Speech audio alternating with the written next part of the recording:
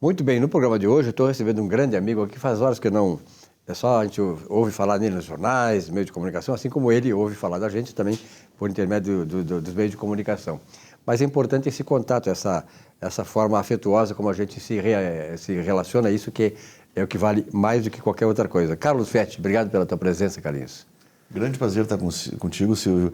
Como tu falaste, eu tenho apreço, nós temos algumas afinidades de vida e temáticas nessa questão. Certeza. A economia e a espiritualidade, a gente tem uma convivência muito grande com isso, né? Que beleza. Carlinhos, o Covid te afetou muito, né? Tu acabaste contraindo o Covid e tal, né? E agora tu tá passando isso, essa tua experiência de volta ao jogo. 36 dias de consciência em coma. Um livro que, de certa maneira, retrata tudo aquilo que tu passaste.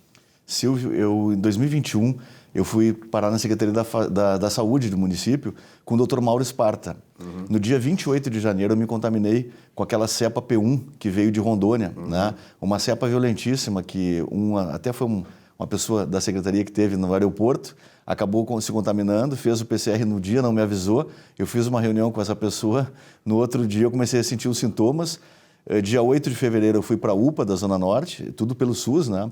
Dia 9 eu fui para o Vila Nova. Dia 14 de fevereiro eu fui entubado. Até o dia 22 de março eu tive em coma. 36 dias. 36 dias. Então, assim, Silvio, é uma experiência extremamente diferente, porque ninguém me avisou que eu seria entubado. Então, eu fui entubado sem saber que seria, mas eu lembro do momento que eu fui entubado, mas não parei a atividade cerebral. E aí o que acontece? Quando eu falo 36 dias de consciência em coma, é porque esse meu livro, eu conto o antes da contaminação, o durante o processo e depois. Inclusive, eu faço uma narratória de 20 episódios do que eu vivi nesse outro plano, né? Como nós todos, eu sei que tu é espírito também que nem eu, tu acredita em reencarnação, a gente tem um pouco essa visão, né, da vida, e eu acho que a gente passa para um outro plano de inconsciência e a gente, como num sonho, a gente traz simbolismos e alegorias daquilo que a gente possa ter navegado. Então eu conto 20 episódios dessa vivência, que são assim, como minisséries de Netflix, vamos colocar assim. Algumas concatenadas em série, algumas que voltam assim, mas como a minha memória disso é muito presente. Então eu acabei escrevendo isso para poder passar um pouco essa experiência e discutir essa temática com as pessoas, né? Tá, e me diz uma coisa, como é que volta o Carlos Fetti depois dessa experiência? Como é que volta para o jogo? Olha, Silvio, só para sintetizar assim, eu tive embolia pulmonar, eu tive falência renal dupla, fiz hemodiálise durante todo o tempo, tive que fazer cateterismo, eu tive trombose, eu tive uma bactéria ultra... O que tu não teve? É melhor dizer o que tu não isso. teve. E assim, ó, Silvio, e tu é economista como eu, a gente é muito matricial. Minha vida sempre foi uma vida muito material nessa questão de a gente poder planejar as coisas, né? Eu fiz o levantamento, de cada 3 pessoas entubadas, 2 pereceram. O tempo médio de intubação era de 7 dias. Eu fiquei 36 dias. É uma raridade, cara. Então, assim, eu me sinto muito privilegiado por isso, né? Mas eu brinco até uma situação. Deus me deixou nesse plano porque eu tinha que me preparar um pouco mais, essa possibilidade, me deu uma oportunidade de seguir, mas me deixou com uma mochilinha com os 3 paralelepípedos bem pesados. Nada que nós não consigamos dar conta, né? Porque eu tenho uma crença assim, cada dia eu me renovo. E essa ideia de escrever o livro é um pouco de poder repassar para as pessoas essa vivência, mas é um pouco mais. Eu acabei fazendo uma biografia e eu conto a minha vida, desde o nascimento, em ciclos de 6 anos, que eu tive 4 ciclos de 6 anos até chegar no meu casamento, né? Então eu acabo contando isso. Então eu espero passar uma mensagem muito bacana para quem puder ter a oportunidade de ler o livro. Mas tu continua nativa cada vez mais, né? Sim. Eu estou secretário adjunto de Transparência e Controladoria do município, né? Uma área extremamente de renovação, inovadora. A gente trabalha ali com todos os canais de entrada de demandas da prefeitura também, desde o canal 156, o portal de transparência, a LAI, a Lei de Acesso à Informação. Nós temos agora o Omnichannel, um canal do cidadão, que nós estamos fazendo uma contratação nova. Então, a gente tem uma série, a Controladoria Geral do Município, a Corregedoria, né, a CGMUNI também está conosco, a Ouvidoria do município, então, o Meu Ouve, que é o canal. Então, uma secretaria que é dirigida por um jornalista, né, uma área que seria a área da controle interno, auditorias internas, mas o nosso secretário Gustavo Ferenci, ele é muito qualificado. Você vê aqui, Gustavo. E o Gustavo, ele tem uma facilidade de se colocar como jornalista na visão do outro. Então, ele pegou uma pasta árida, economia, contabilidade, administração, e converteu isso em produtos para que o cidadão possa tanto acessar quanto compreender as coisas que a prefeitura tem, né, e dispõe. É a chamada compreensão empática, né? Quer dizer, ele compreende a coisa dentro de um contexto todo, né? É importante. Não, o Gustavo teve aqui, realmente é um camarada preparado para isso, né? Mas, Carlinhos, quais são os desafios que tu tens agora? Porque tu passaste uma experiência, assim como tu disseste, de cada 3, 2 faleceram, né? 2 vieram a óbito. E tu foste esse quer dizer, esse privilegiado com isso. Na verdade, do ponto de vista espiritual, tu tens uma nova oportunidade de viver a tua vida e tal, e certamente, né, alguns conceitos, alguns parâmetros, né, acabaram, digamos assim, influenciando muito agora o teu modo de viver daqui para frente. Silvio, olha, eu vou te contar uma coisa. Eu já tinha bastante crença em Deus, a minha fé sempre foi muito forte, assim, e com essa vivência, eu vou te dizer que eu acessei realmente coisas no meu interior, assim, eu tenho procurado muitos estudos, né, estudos já por conta de ser maçom também, né, e o meu processo evolutivo, ele mudou muito. Eu passo a ser uma pessoa, assim, com outros valores. Eu acho que eu consegui ressignificar bastante a vida, assim, com algumas, da vivência. Tanto, tu vê só, Silvio, eu trabalhei 14 anos no Cindy Lojas, você me acompanha? Sim, claro, desde aquela época, com 24 anos, quando ingressei.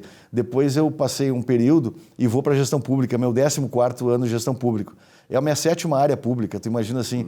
Então eu passei, fui diretor da Câmara em 2019 com a vereadora Mônica Leal na presidência, passei por Secretaria de Administração, passei pela Guarda Municipal, passei pela Secretaria do Meio Ambiente, passei pela Fundação de Assistência Social, que foi uma rica experiência, para terminar agora saúde e finalmente transparência. Então assim, é uma perspectiva muito legal. Eu sou uma pessoa que eu sou muito iluminada, eu digo assim, por ter tido oportunidades de ter uma visão multidimensional, assim, da vida material mesmo, né, dessa parte.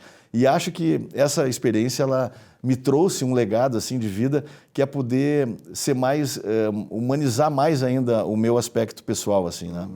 Na verdade, assim, eu acho uma ressignificação dessas coisas, né?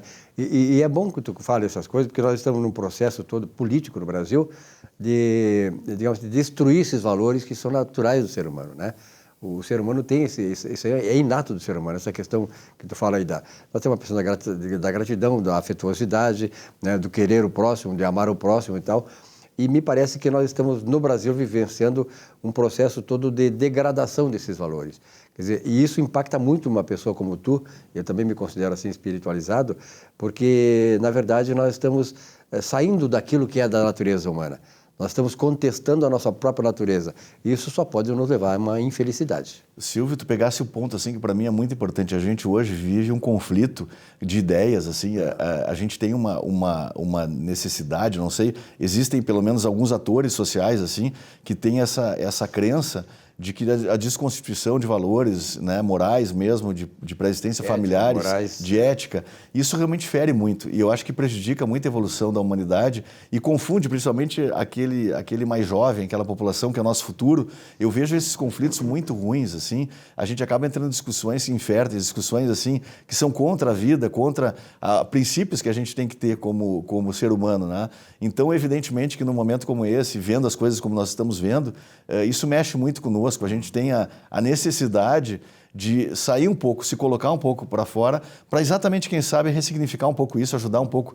Então eu vejo isso muito como um propósito, assim, a gente não pode se encolher, nós não podemos ficar na ideia de que a gente, está acontecendo, eu vou sucumbir a isso, não. Ao contrário, é um chamado para que nós possamos. Nós somos um país que a sincronicidade religiosa que nós temos todas as religiões, o Brasil é um país abençoado e a gente tem que respeitar.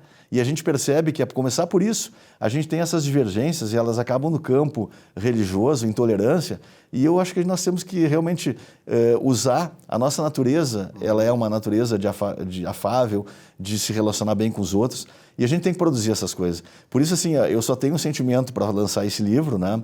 Vai ser na segunda-feira, ali no Chalé da Praça 15, e com amigos, um projeto amador. Eu peguei apenas o Adel Nirvan, que é o meu editor, assim, que me ajudou a compor essa parte mais de dar uma roupagem, mas é todo assim, só falo com amigos, entende? Então é um projeto que para mim é de influência, mas é de uma entrega realmente, de amizade, bem-querer, como gratidão a tudo que eu tive nesse período, né? Teve um episódio, tu foste privilegiado, mas teve um episódio que foi o falecimento do teu pai, né? Sim. Nesse período aí. E eu estou atravessando um processo interessante, que é uma dicotomia, né? Um processo de herança, de inventário muito difícil, familiar. E a gente até acaba, como eu te falei, eu estou carregando uma mochilinha com alguns paralelepípedos, né?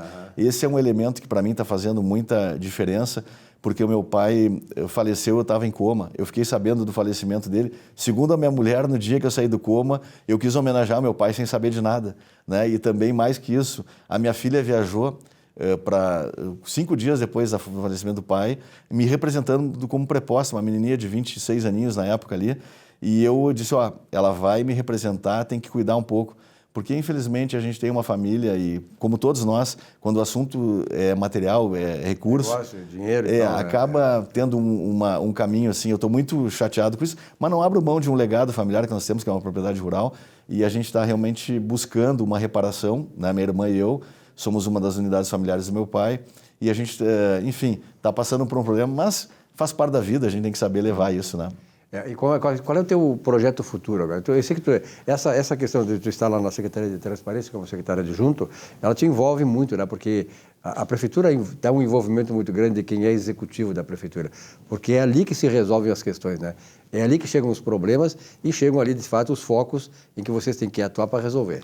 Mais do que isso, Silvio, a gente tem oportunidades. Sabe que esse mês agora, dia 30 de outubro, a gente empenhou um valor para fazer os territórios inovadores, que é um projeto de levar acesso à internet para 6 comunidades carentes. Ilha Grandes Marinheiros, Vila Planetária, Mário Quintana, Restinga, Bom Jesus. Tá? Então a gente está pegando territórios extremamente carentes e pela Procempa nós fizemos um projeto usando o contrato de levar as unidades da internet, comunicação virtual para as unidades da prefeitura. Nós os fazemos valer de um contrato mãe e estamos levando essa internet com toda a justificativa para fazer com a Procempa isso, por um valor que nós conseguimos fazer 40% do orçamento que nós tínhamos inicialmente previsto, ele baixou muito assim, mas com muita eficiência, levar internet Wi-Fi para essas comunidades. Tu imagina assim, tu conseguir produzir a inclusão digital das populações carentes, levar para a gurizada e tal, e para pessoas que têm inovação e precisam empreender também. Então a gente sabe que isso é a separação de desenvolvimento para realmente um sucateamento, né, da vida da pessoa.